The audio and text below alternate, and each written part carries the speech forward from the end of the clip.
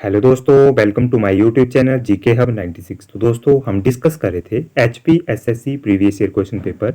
तो दोस्तों ये क्वेश्चन पेपर आपको हेल्पफुल रहने वाले हैं हिमाचल प्रदेश के किसी एग्जाम में और कॉम्पिटिटिव एग्जाम में, चाहे आप सेंट्रल लेवल के एग्जाम दो चाहे हिमाचल प्रदेश के एग्जाम दो, आपको हेल्पफुल रहेंगे। जीके के सेक्शन के सभी इंपॉर्टेंट क्वेश्चन आपको हेल्पफुल रहने वाले हैं हिमाचल प्रदेश और सेंट्रल एग्जाम में। तो दोस्तों एक पोस्ट कोड था हमारा 687। तो इसके हम जीके के सेक्शन इंपॉर्टेंट क्वेश्चन है हमारे, इनको डिस्कस करेंगे। तो आइए देखते हैं आज का फर्स्ट क्वेश्चन है दोस्तों, the largest concentration of Harappan site has been found along which river. तो दोस्तों हड़प्पे स्थलों की सबसे बड़ी सघनता निम्न किस नदी पर पाई गई है। तो हड़प्पा जो सभ्यता थी दोस्तों, इंडस वैली सिविलाइजेशन थी, इसकी सबसे ज्यादा जो सघनता पाई जाती है यानी कॉन्सेंट्रेशन पाई जाती है, उसका सही आंसर होगा ये पाई जाती है दोस्तों ऑप्शन नंबर 20 का सही आंसर होगा सिंधु रिवर पे।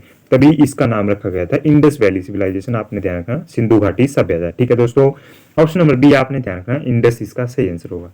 नेक्स्ट में पूछा गया है कि Jivaka mentioned in the early Buddhist literature was a. तो दोस्तों आरंभिक बौद्ध साहित्य में वर्णित जीवक था एक। तो जो बौद्ध साहित्य में जीवक का संबंध है दोस्तों, उनका संबंध है चिकित्सक के रूप में। ऑप्शन नंबर बी आपने ध्यान रखना फिजिशियन थे, चिकित्सक आपने ध्यान रखना ऑप्शन नंबर 20 का सही आंसर होगा। नेक्स्ट क्वेश्चन में पूछा गया है कि विच of the following monopolised trade in silk during the Gupta period. तो दोस्तों गुप्त काल में निम्न में से किसने रेशम व्यापार का एक अधिकार कायम किया। तो दोस्तों जो गुप्त काल था उसके दौरान जो सिल्क ट्रेड था उस पर मोनोपोलाइज किया गया था दोस्तों, एक अधिकार किया गया था। इसका सही आंसर आपने ध्यान रखना फारसियों के द्वारा, पर्शियन के द्वारा। ऑप्शन नंबर डी इसका सही आंसर होगा, इसका सही आंसर है option number D. Next question की ओर बढ़ते हैं। नेक्स्ट क्वेश्चन में पूछा गया है कि Alauddin Khilji became the Sultan of Delhi after treacherously murdering his uncle. तो दोस्तों अलाउद्दीन खिलजी अपने चाचा की कपटतापूर्ण हत्या करने के बाद दिल्ली का सुल्तान बना। तो दोस्तों अलाउद्दीन खिलजी ने अपने चाचा की हत्या की थी, उसके बाद वो सुल्तान बने थे दिल्ली के।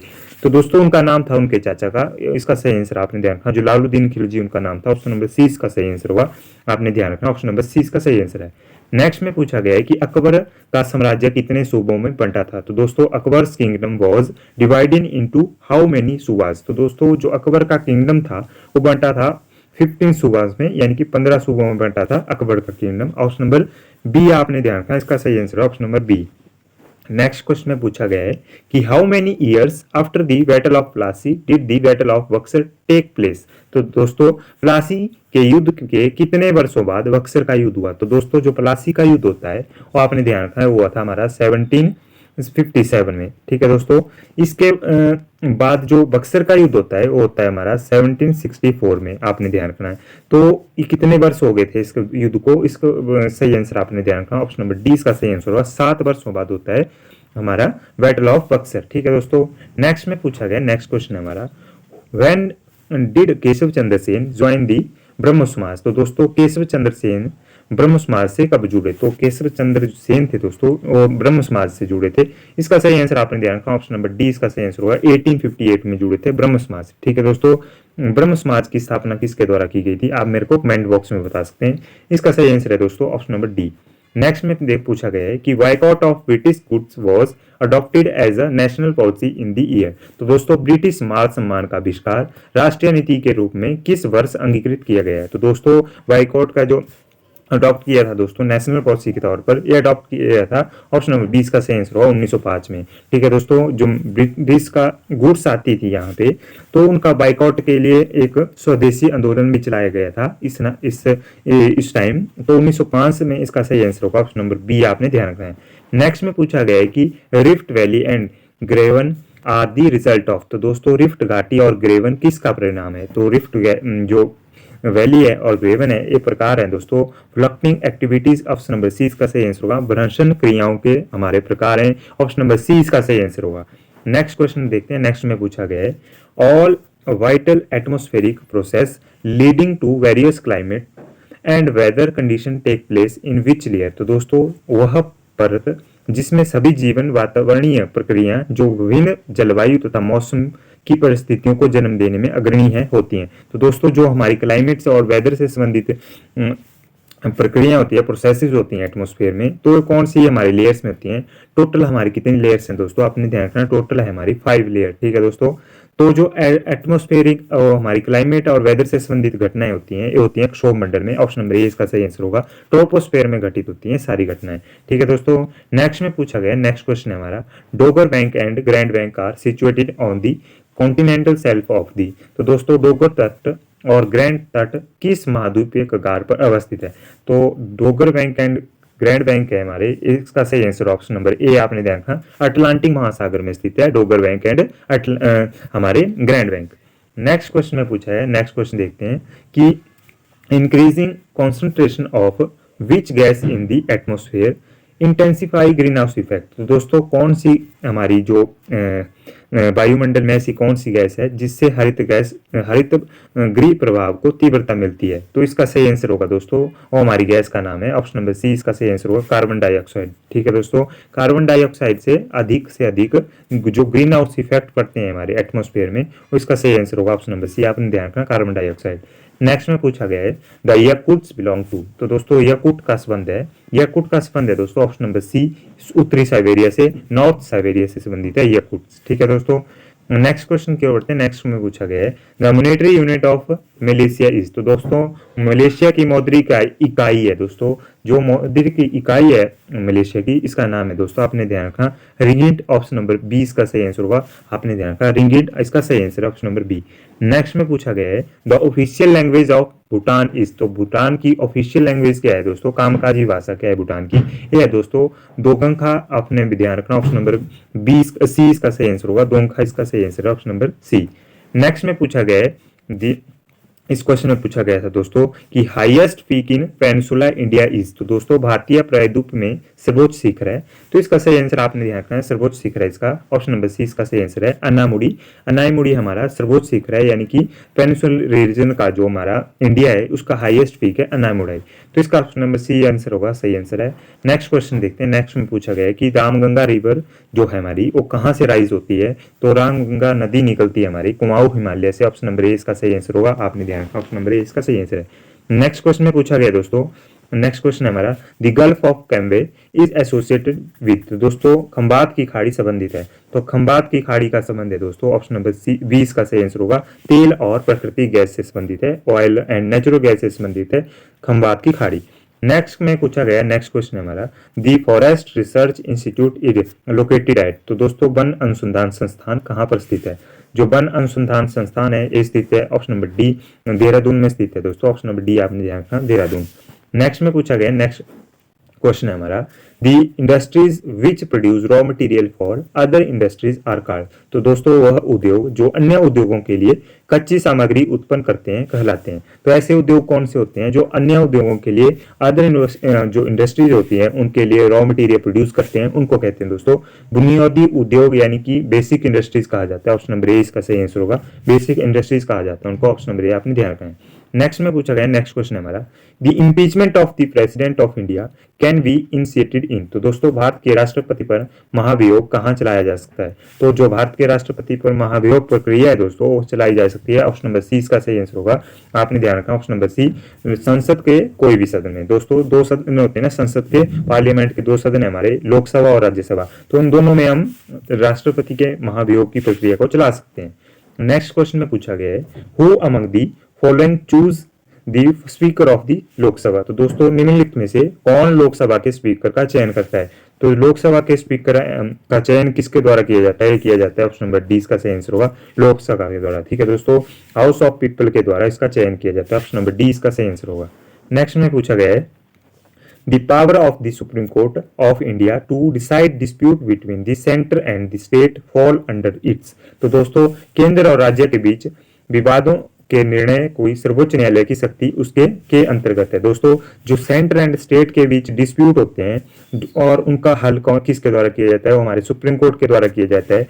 तो जो जुरिडिक्शन है दोस्तों सुप्रीम कोर्ट की ड्यूरिंग दिस टाइम, तो कौन सी जुरिडिक्शन के बीच आता है, कौन किस पावर्स के अंडर आती है। तो ये दोस्तों ये हमारी सुप्रीम कोर्ट की पावर होती है, ओरिजिनल जुरिडिक्शन यानी कि मूल क्षेत्र अधिकार होता है, ऑप्शन नंबर सी आपने ध्यान रखना, ओरिजिनल जुरिडिक्शन होती है, ऑप्शन नंबर सी आपने ध्यान रखना है। नेक्स्ट क्वेश्चन देखते हैं। नेक्स्ट क्वेश्चन में पूछा गया है the governor of which state has been vest with special power regarding scheduled tribe area. दोस्तों कि अनुसूचित जनजाति क्षेत्र के संदर्भ में किस राज्य के राज्यपाल विशेष शक्तियों से विहित हैं। तो दोस्तों अनुसूचित जनजाति के लिए स्पेशल पावर होती है, तो कौन सा राज्य है दोस्तों, उसमें गवर्नर को एक स्पेशल पावर दी गई है शेड्यूल्ड ट्राइब के लिए। तो इसका सही आंसर आपने ध्यान रखा असम है, उसका सही आंसर है असम, ऑप्शन नंबर 20 का सही आंसर है। नेक्स्ट क्वेश्चन में पूछा गया है the contingency fund of India was created. तो दोस्तों दो प्रकार के फंड है हमारे, contingency fund and consolidated fund. तो इसमें से आकस्मिक निधि का सृजन हुआ था दोस्तों, इन दोनों का सृजन होता है हमारे संविधान के द्वारा। ऑप्शन नंबर ए इसका सही आंसर होगा, बाय द कॉन्स्टिट्यूशन। ठीक है दोस्तों, आपने ध्यान रखना है, ऑप्शन नंबर ए इसका सही आंसर होगा। नेक्स्ट में पूछा गया है कि विच of the following is not an asset held by commercial bank. तो दोस्तों निम्नलिखित में से कौन सी वाणिज्यिक बैंक द्वारा धारित संपत्ति नहीं है। तो इनमें से कौन सी एक वाणिज्यिक बैंक द्वारा, जो हमारे कमर्शियल बैंक होते हैं, उनकी एक एसेट नहीं है। इसका सही आंसर होगा दोस्तों ऑप्शन नंबर बी, चालू खातों में जमा। जो भी करंट अकाउंट होते हैं उनमें डिपॉजिट होती है, एक उनकी एसेट नहीं है कमर्शियल बैंक की। ऑप्शन नंबर बी इसका सही आंसर होगा। नेक्स्ट क्वेश्चन देखते हैं। नेक्स्ट में पूछा गया है the basic attribute of a formal organisation is. तो दोस्तों एक औपचारिक संगठन का मूल लक्षण है। तो एक औपचारिक संगठन का जो मूल लक्षण होता है दोस्तों, ये होते हैं रूल एंड रेगुलेशन। इसका सही आंसर होगा ऑप्शन नंबर डी, नियम एंड नियमावली। इसका सही आंसर होगा ऑप्शन नंबर डी, आपने ध्यान रखना है। नेक्स्ट क्वेश्चन देखते हैं। नेक्स्ट क्वेश्चन है हमारा in which of the following place was Asia's first export processing zone set up. तो दोस्तों निम्नलिखित कौन से स्थान पर एशिया का प्रथम एक्सपोर्ट प्रोसेसिंग जोन निर्यात संसाधन क्षेत्र स्थापित हुआ था। दोस्तों वो कौन सा स्थान था, यहाँ पे एक्सपोर्ट प्रोसेसिंग जोन सेटअप किया गया था, इसका स्थान था दोस्तों। इसका सही आंसर होगा option number B, Cochin. Cochin में इसका सही आंसर, सॉरी दोस्तों इसका सही आंसर होगा ऑप्शन नंबर सी, कांडला में। ठीक है दोस्तों, कांडला इसका सही आंसर होगा, आपने ध्यान रखना कांडला इसका सही आंसर है। कांडला आता है हमारे गुजरात में, इसका सही आंसर होगा। जो एक्सपोर्ट प्रोसेसिंग जोन थी वो सेट की गई थी कांडला में। ठीक है दोस्तों, ऑप्शन नंबर सी आपने ध्यान रखना है। नेक्स्ट क्वेश्चन में पूछा गया है कि नबार्ड यानी कि national bank for rural development and agriculture development दोस्तों, तो दोस्तों इसका फुल फॉर्म है national bank for rural development. इसकी स्थापना की गई थी, तो किसकी सिफारिश पे की गई थी, इसका किससे संबंध है दोस्तों, तो इसकी सिफारिश पे की गई थी। इसका नाम है दोस्तों ऑप्शन नंबर बी, आपने ध्यान रखना सुब्रमण्य समिति पे नबार्ड की स्थापना की गई थी, उसकी अनुशंसा पर उसकी स्थापना की थी। ऑप्शन नंबर बी आपने ध्यान रखना है। तो नबार्ड की स्थापना कौन से पंचवर्षीय योजना के अंतर्गत हुई थी, तो ये हुई थी दोस्तों 6th 5 ईयर प्लान था हमारा। एक क्वेश्चन भी इस तरह से पूछा जाता है, अक्सर इंपॉर्टेंट क्वेश्चन आपने ध्यान रखना है। और नबार्ड की स्थापना किस वर्ष हुई थी, आप मेरे को कमेंट बॉक्स में बता सकते हैं।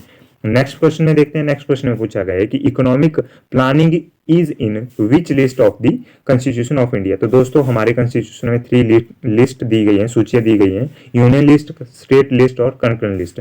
तो इकोनॉमिक प्लानिंग को किस लिस्ट में रखा गया है, तो इसको रखा गया है दोस्तों समवर्ती सूचियां कंकरेंट लिस्ट में रखा गया है। ऑप्शन नंबर सी इसका सही आंसर होगा, अपने ध्यान रखना कंकरेंट लिस्ट में रखा गया है इकोनॉमिक प्लानिंग को। नेक्स्ट क्वेश्चन में पूछा गया है at nearly 4 degree Celsius a given mass of water has maximum. तो दोस्तों लगभग 4 डिग्री सेल्सियस पर जो जल दिए गए जल का द्रव्यमान क्या अधिकतम होता, तो क्या होगा दोस्तों, इसका सही आंसर, इसका सही आंसर होगा दोस्तों घनत्व। ऑप्शन नंबर डी इसका सही आंसर होगा, डेंसिटी इसका सही आंसर है ऑप्शन नंबर डी।